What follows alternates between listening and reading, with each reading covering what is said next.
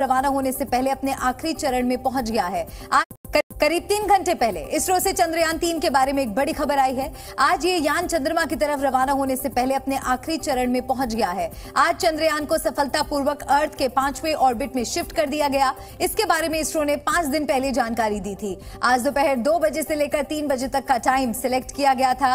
देश के लोगों के लिए ये वक्त बिताना बहुत मुश्किल रहा। सोशल मीडिया पर इसे लेकर सबसे ज्यादा सवाल पूछे गए। ट्विटर पर इसरो और चंद्रयान ट्रेंड करते रहे और खबर मिलने के बाद इसरो को बधाई भी दी।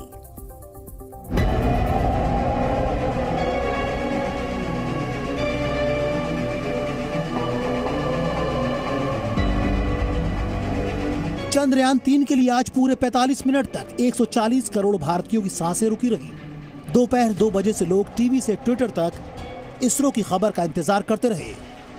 असल में चंद्रयान 3 के सबसे चैलेंजिंग मिशन में से एक पूरा हो रहा था और सबको इसरो से मिशन सक्सेसफुल होने के मैसेज का इंतजार था। अक्सर आपके काफ़ी सारे मंथली एक्सपेंसेस होते हैं, जैसे घर का रेंट हो गया, बिजली का बिल हो गया, एटसेट्रा, जो आपको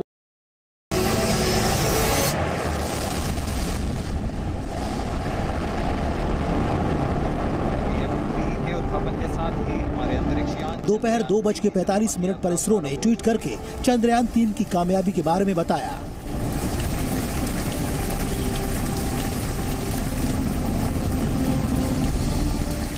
इसरो ने जो तस्वीरें ट्वीट की हैं, उसमें चंद्रयान 3 पृथ्वी के चारों तरफ अंतिम ऑर्बिट में चक्कर लगाता दिख रहा है। यानी बिना किसी दिक्कत के यान अपनी सही कक्षा में पहुंच गया है।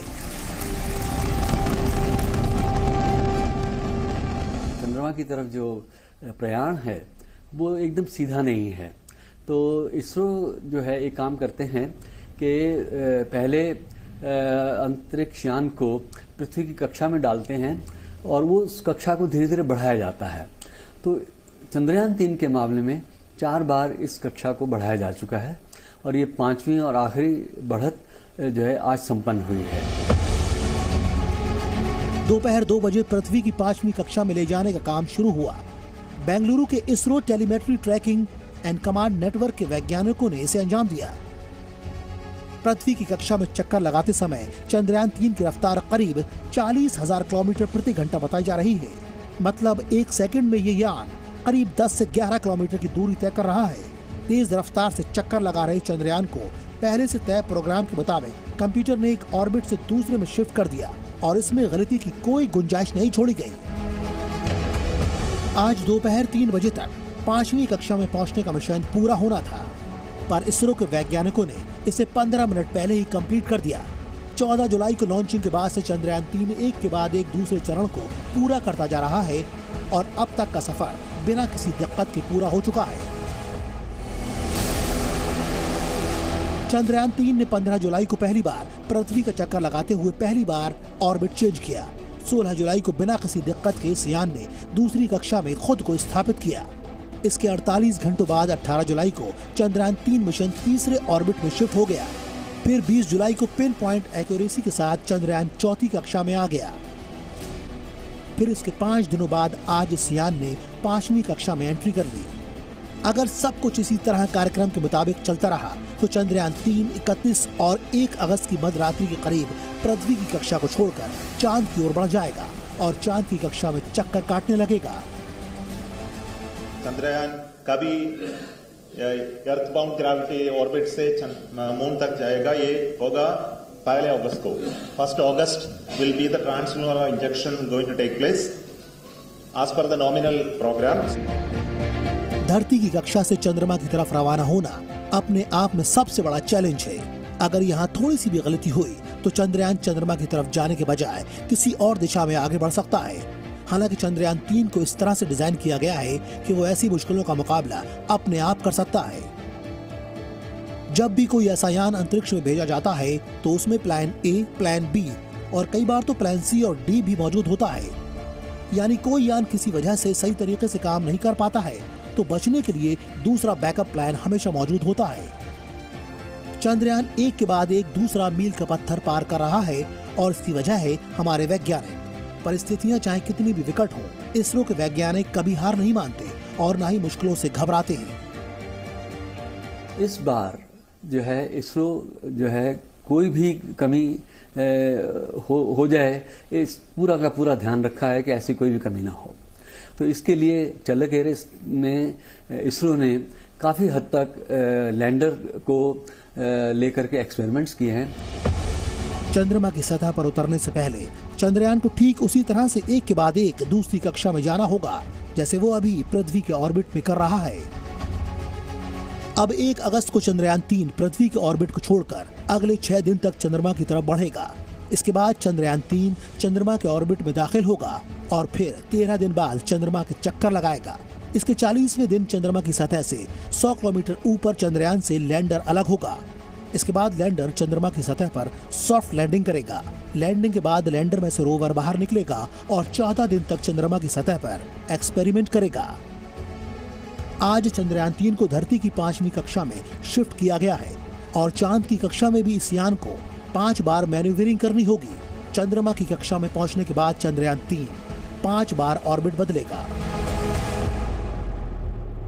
लैंडर को मजबूत बनाया गया है, ये ज़्यादा भारी है, इसमें ज़्यादा फ्यूल है और लेकिन इसका डिज़ाइन और रोवर का डिज़ाइन पिछले लैंडर और रोवर की भांति ही है। तो उम्मीद की जाती है कि इस बार जो है उतार सफल होगी। चंद्रयान 3 करीब 3,84,000 किलोमीटर का सफर तय करके चंद्रमा तक पहुंचेगा। चंद्रयान का लैंडर चांद पर एक लूनर दिन तक रहेगा। मतलब ये कि चांद का एक दिन धरती के 14 दिन के बराबर होता है। चंद्रयान 3 के रोवर के काम करने के लिए सूरज का निकला होना भी जरूरी है, क्योंकि सोलर पैनल से ही इस रोवर को ऊर्जा मिलेगी। करीब 40 दिन बाद यानी 23 अगस्त को चंद्रयान 3 जब चांद पर कदम रखेगा, तब भारत चांद पर कदम रखने वाला चौथा देश बन जाएगा। ब्यूरो रिपोर्ट, जी मीडिया। बाल झड़ने से ज्यादा डिसअपॉइंटिंग क्या हो सकता है? 20s में बाल झड़ना। तो चंद्रयान 3 की कामयाबियों को देखकर पाकिस्तानियों की आंखें खुल गई हैं। पाकिस्तान के एक विशेषज्ञ कैसर रशीद ने पाकिस्तानी अखबार डेली टाइम्स में एक आर्टिकल लिखा है और इस आर्टिकल की हेडिंग है कि पाकिस्तान का चंद्रयान कहां खो गया। पाकिस्तान में सवाल पूछे जा रहे हैं कि जब भारत का चंद्रयान रास्ते में है तो पाकिस्तान का चंद्रयान कहां है। इसकी वजह भी पाकिस्तान के एक्सपर्ट बता रहे हैं कि पाकिस्तान ने 1961 में अपनी स्पेस एजेंसी सुपर को तो बनाई थी, पर कभी स्पेस रिसर्च पर फोकस ही नहीं किया। और अब वहां सब हैरान है कि भारत ने चंद्रयान 2 की लिमिटेड कामयाबी के बाद भी चंद्रयान 3 पर पैसा खर्च किया और वैज्ञानिकों पर भी भरोसा दिखाया। पाकिस्तानी एक्सपर्ट कैसर रशीद को लगता है कि भारत में इसरो को हमेशा आगे बढ़ने का मौका दिया गया, एजुकेशन सिस्टम में सुधार किए गए और इस्लामाबाद ऐसा नहीं कर पाया। पाकिस्तान को अब समझ में आया है कि इसरो और IIT जैसे संस्थानों की मदद से भारत आगे बढ़ गया और पाकिस्तान अंतरिक्ष संघर्ष में बर्बाद हो गया। इसकी वजह भी पाकिस्तान को पता है। ये एक्सपर्ट आगे बताते हैं कि पाकिस्तान में कई ग्रुप्स हैं जो किसी भी चीज को धर्म के खिलाफ बता सकते हैं और तरक्की की राह में ये ग्रुप्स रोड़ा है। कैसर रशीद ने आगे बताया कि चीन की मदद के बाद भी पाकिस्तान को ना तो चंद्रयान दिख रहा है और ना भारत जैसा बड़ा IT सेक्टर। इस आर्टिकल को पढ़ने के बाद पाकिस्तानियों ने भी मान लिया है कि विजन ना होने से, आंतरिक लड़ाई और दुनिया की जरूरतों को नहीं समझ पाने की वजह से उनका चंद्रयान कहीं खो गया है।